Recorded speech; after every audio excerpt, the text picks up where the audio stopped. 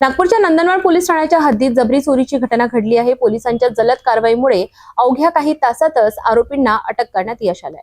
19 August रोजी रात्री 10:30च्या सुमारास फिर्यादी यश कैलास इंगळे हे त्यांचे फार्मसीचे दुकान बंद करून मोटरसायकलने घरी जात होते। खरबी चौक ते वाठोडा चौक दरम्यान स्मिथ बारजवळ 2 आरोपींनी मालवाहक गाडीने त्यांचा मार्ग अडविला। फिर्यादीला मारहाण करून त्यांना चाकूचा धाक दाखविण्यात आला। आरोपींनी विवो कंपनीचा मोबाईल आणि रोख रक्कम असा एकूण 5200 रुपयांचा मुद्देमाल लुटलाय। फिर्यादीच्या तक्रारीवरनं नंदनवन पोलीस ठाण्यात गुन्हा दाखल करण्यात आलाय। गुन्ह्याची गंभीरता लक्षात घेऊन पोलिसांनी त्वरित पथक तयार केलेत। सापळा रचून अवघ्या काही तासातच 2 आरोपींना ताब्यात घेण्यात आले। अटक करण्यात आलेले आरोपी 25 वर्षीय मोहम्मद सोहेल मोहम्मद अशफाक आणि 27 वर्षीय शाहरुख शेख उर्फ पेंटर शेख मेहमूद यांना चौकशीत आरोपींनी जबर चोरीची कबुली दिली आहे। दोघांना अटक करून पुढील तपास नंदनवन पोलीस करीत आहेत।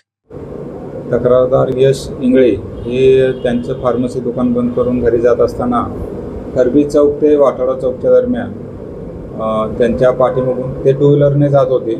त्यांच्या मागून आलेल्या एका मालवाहू ऑटो रिक्षाने त्यांना त्यांच्या पुढे जाऊन त्यांचा रस्ता अडवला, गाडी थांबवली।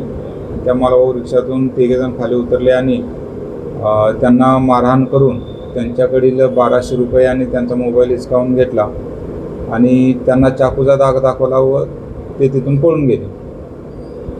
सदरची तक्रार फिर्यादीने दिल्यानंतर गुन्हा दाखल करण्यात आलेला आहे। या गुन्ह्यामध्ये सोहेल खान या आरोपीला तात्काळ अटक करण्यात आलेली आहे आणि इतर जे 2 जण आहेत त्यातील एक शेख शाहरुख नावाचा आरोपी आहे आणि त्याचा साथीदार असे 2 जण फरार आहेत। त्यांना देखील नंदनवनचे तपास पथक त्यांच्या मार्गावरती आहे। लवकरच त्यांना देखील अटक करण्यात येईल। दाखल गुन्ह्याचा पुढील तपास PSI दळवी करीत आहेत। सदरची कामगिरी आम्ही वरिष्ठ पोलीस अधिकारी यांच्या मार्गदर्शनात केलेली आहे।